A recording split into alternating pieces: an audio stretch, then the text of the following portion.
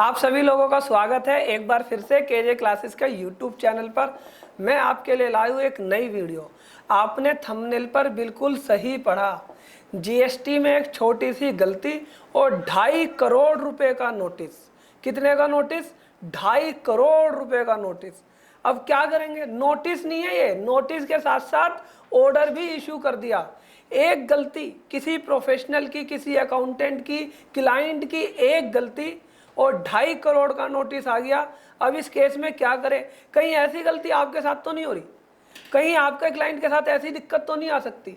तो अगर आप ये जानना चाहते हैं कि ये ऑर्डर क्यों आया 2.5 करोड़ रुपए का और इसके बाद अब हम क्या करें, इसका कैसे रिप्लाई दें, तो इस वीडियो को अंत तक जरूर देखिएगा। हाँ, आज बहुत दिनों बाद वीडियो लेकर आया हूँ, लेकिन अब कोशिश रहेगी कि वीडियो कंटिन्यू रखूँ। स्टार्ट करते हैं।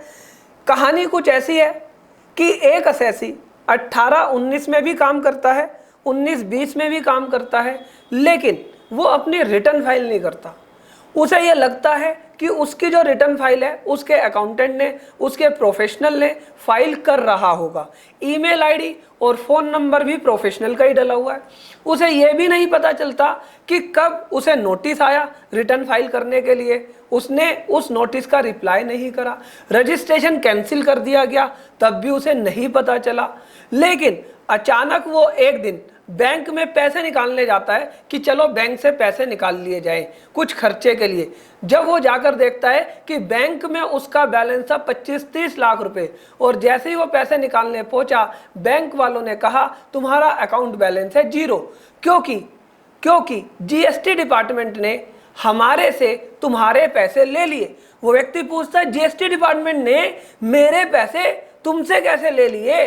तो उसने कहा सेक्शन 150 नोट कीजिएगा। सेक्शन 150 एक ऐसा सेक्शन है जिसके अंदर डिपार्टमेंट इंफॉर्मेशन रिटर्न लेता है। वही इस केस में हुआ और उसके बाद उसकी प्रॉपर्टी को अटैच कर दिया गया। कहानी की स्टार्टिंग करते हैं। कहानी क्या थी कि जो क्लाइंट था उसने सेक्शन 39 के अंदर अपनी रिटर्न नहीं फाइल करी।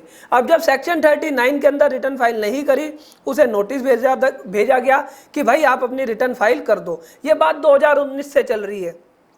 अब जब उसने अपनी रिटर्न फाइल नहीं करी तो यहाँ पर डिपार्टमेंट ने धारा 150 सेक्शन को यूज करा, जिसमें यह लिखा हुआ है कि डिपार्टमेंट के पास ये पावर है, अगर वो चाहे तो कपिल जैन की डिटेल किसी और से ले सकता है, या तो बैंक से ले सकता है या किसी और व्यक्ति से ले सकता है। डिपार्टमेंट को डाउट हुआ कि यार इसकी तो कुछ ना कुछ सेल हो सकती है, कुछ गड़बड़ है। उसने इंफॉर्मेशन को एकत्रित किया, देखा कि उसके बैंक अकाउंट में बहुत सारा पैसा आया हुआ है।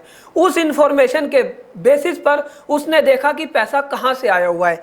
तो उसने बाद में देखा कि भाई इसे जो पैसा आया हुआ है 2 या 3 कंपनियों से पैसा आया हुआ है। अब उसने उन कंपनियों को नोटिस भेजे कि भाई क्या आपने इस व्यक्ति से माल परचेज करा है? उन्होंने कहा हाँ, हमने इस व्यक्ति से माल परचेज करा है, लेकिन इस व्यक्ति ने अभी तक अपनी सेल नहीं दिखाई। लेकिन क्लाइंट ये कह रहा है कि मैं तो सेल दिखा रहा हूं, लेकिन मेरा प्रोफेशनल, मेरा अकाउंटेंट कोई भी इस सेल को एंट्री नहीं कर रहा। अब इसमें गलती किसकी मानी जाएगी, प्रोफेशनल की या क्लाइंट की? बट ऑब्वियस है क्लाइंट की गलती मानी जाएगी।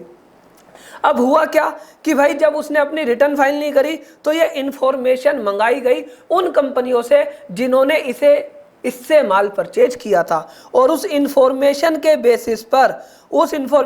बेसिस पर यह देखा गया कि भाई जो तुम्हारी सेल है 5 करोड़ रुपए की। 5 करोड़ रुपए की सेल थी 2 सालों की, जो इस व्यक्ति ने नहीं दिखाई थी। और इस 5 करोड़ की सेल के ऊपर 84 लाख रुपए टैक्स और 5 लाख का इंटरेस्ट, मतलब कि 89 लाख रुपीस का नोटिस भेजा गया। क्लाइंट को पता ही नहीं कि नोटिस आ रहा है, और जब वो नोटिस पे उन्होंने नहीं जवाब दिया तो यहाँ पर धारा 83 सेक्शन 83 के अंदर उसे प्रोविजनल अटैचमेंट कर दिया गया, उसके बैंक अकाउंट को अटैचमेंट कर दिया गया। और इसके बाद जब ऑर्डर आया तो ऑर्डर में देखिए 84 लाख रुपए टैक्स मांगते हैं, 12 लाख रुपए इंटरेस्ट मांगते हैं और 84 लाख रुपए की पेनल्टी मांगते हैं। और यहां पर देखिए जिस सेक्शन में नोटिस आया है, जिस सेक्शन में डिमांड आई है, जो ऑर्डर हुआ है वो सेक्शन 74 में हुआ है। सेक्शन 74 का मतलब कि क्लाइंट ने फ्रॉड किया है। अब क्लाइंट कैसे साबित करेगा कि सर मेरा फ्रॉड नहीं है, मैं तो सारी डिटेल अकाउंटेंट को दे दिया करता था और अकाउंटेंट ने टैक्स नहीं भरा? ऐसा थोड़ी हो सकता है। क्लाइंट ऐसा नहीं कह सकता। भाई टैक्स तो भरना ही था जो आपने कलेक्ट करा है, या आपके पास आईटीसी होगा, आप उस आईटीसी से पे करते। तो यहां पर देखिए 84 लाख रुपए की यहां पर पेनल्टी लग गई। और ये कौन से ईयर की बात है? 18-19 की। और अगर मैं आगे की बात करूं, मैं दूसरा दिखाऊं, 19-20, 19 अप्रैल से लेकर जुलाई 19 तक भी इन्होंने 24 लाख का टैक्स मांग लिया, 26 लाख का टैक्स, 2 लाख का इंटरेस्ट और यहां पर लगभग 26 लाख रुपए की पेनल्टी। अब क्लाइंट इस केस में क्या करेगा? क्लाइंट तो फंस गया। अब अगर वो अपील में जाता है, उसके पास एक ही ऑप्शन है, अपील में जाए। अपील में जाने के बाद वो ये कैसे प्रूव करेगा कि उस पर सेक्शन 74 ना लगाया जाए, 74 की जगह सेक्शन 73 लगाया जाए? क्योंकि अगर सेक्शन 73 लगता है तो पेनल्टी कम होगी, लेकिन अगर सेक्शन 74 लगता है तो पेनल्टी बहुत ज्यादा होगी। अब इस क्लाइंट को यह भी समस्या है कि इसके बैंक अकाउंट में पैसा था और उसके बैंक अकाउंट का पैसा किसने निकाल लिया? जीएसटी डिपार्टमेंट ने। अब अगर वो अपील में जाएगा तो आपको पता है अपील में जाने के लिए भी टैक्स जमा करना पड़ेगा। बिना टैक्स जमा करे तो आप अपील में नहीं जा सकते। जितना भी टैक्स आप एडमिट करोगे कि हाँ ये टैक्स मेरा बनता है, मुझे इतना जमा करना है, लेट सपोज इस केस में 1 करोड़ रुपए, तो 1 करोड़ रुपया तो बैंक ने पहले से ही निकाल लिया, इसके बैंक से जीएसटी डिपार्टमेंट ने पहले से ही निकाल लिया बैंक से। तो अब ये अपील भी कैसे करे? तो ये क्लाइंट फंस गया। और ये क्लाइंट फंस कैसे गया? गलती की वजह से, क्योंकि इसने जीएसटी डिपार्टमेंट को हल्के में लिया। तो अगर आप भी जीएसटी का काम कर रहे हैं तो जीएसटी डिपार्टमेंट को हल्के में मत लो। मैं आपसे कह रहा हूं बार बार, अपने कंप्लायंसेस को रेगुलर करो। आप ये मत सोचो कि देख लेंगे जीएसटी डिपार्टमेंट क्या करेगा। कभी आपके पास भी ऐसा 2 करोड़ 2.5 करोड़ का नोटिस ना आ जाए, ऐसा ऑर्डर ना आ जाए और आपका बैंक अकाउंट आपकी प्रॉपर्टी को सील ना कर दे। अब इसमें क्लाइंट को अपील करनी पड़ेगी, ये पहले बैंक में से पैसा जमा कराना पड़ेगा, ठीक है, टैक्स जमा कराना पड़ेगा, उसके बाद वो अपील करेगा और अपील में जितना अमाउंट डिस्प्यूटेड होगा उसका भी 10% उसे जमा करना पड़ेगा। तो इसके लिए बहुत लंबी कार्रवाई हो गई। सर क्यों? इसकी इंस्टॉलमेंट भी तो बनवा सकता है। अरे भाई इंस्टॉलमेंट भी बनवा सकता है, वो बात अलग है, लेकिन परेशानी तो हो गई ना उसे, क्लाइंट को, पूरे बिजनेस को इंपैक्ट कर दिया या नहीं। अब यहाँ पर यह बात है कि हो सकता है अभी तो बैंक में से पैसे निकाले, अब अगर इसके डेटर्स को नोटिस भेज दे कि भाई अब इसे पैसे मत देना, और ये गवर्नमेंट जो कर रही है लॉफुल कर रही है, जीएसटी के लॉ में लिखी हुई है बात। सर हमने तो कभी पढ़ी नहीं।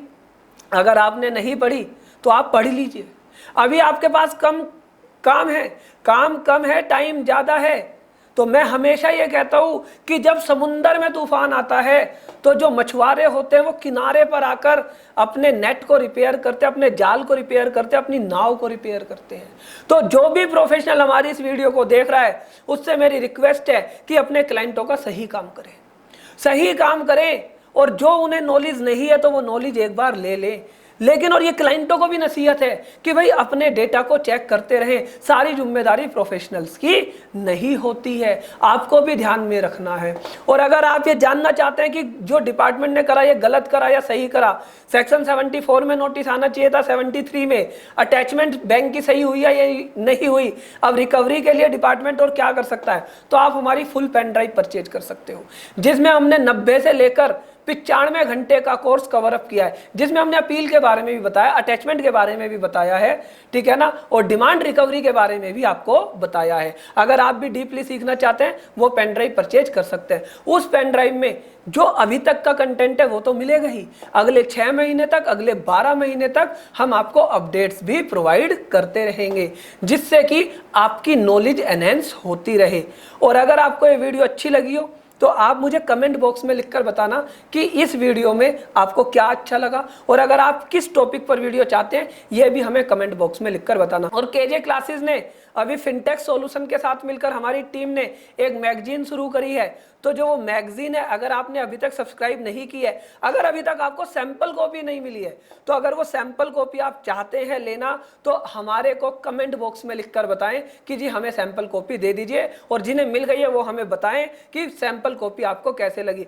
और केजे क्लासेस ने ये जिम्मा उठाया है कि लॉकडाउन के अंदर या जो लोग फेस टू फेस क्लासेस नहीं कर सकते हैं, हमने एवरी वीक हर संडे 3 घंटे का नॉलेज सेशन रखा है। तो अगर आप उस नॉलेज सेशन में अपना रजिस्ट्रेशन कराना चाहते हैं तो इस नंबर पे कॉल करें या अपना नंबर हमें कमेंट बॉक्स में लिखकर बताएं।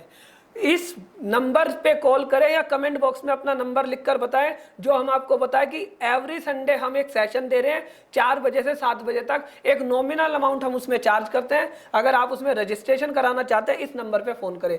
नेक्स्ट वीक का टॉपिक क्या है, उससे नेक्स्ट वीक का टॉपिक क्या है, आपको सारी डिटेल मिल जाएगी, या कमेंट बॉक्स में आप अपना नंबर बताएं। आशा करता हूँ आपको ये वीडियो अच्छी लगी होगी। अगर आपको ये वीडियो अच्छी लगी है तो इसे ज़्यादा से ज़्यादा लोगों तक शेयर कीजिए, वीडियो को लाइक कीजिए। चैनल आपने सब्सक्राइब कर ही दिया होगा, अगर नहीं किया है 1 सेकंड लगेगा, चैनल को सब्सक्राइब करके बेल आइकन बटन दबा दीजिए, जिससे सारी नोटिफिकेशन आपको टाइम टू टाइम मिलती रहे। आपका इस वीडियो को देखने के लिए धन्यवाद करता हूँ। Thank you for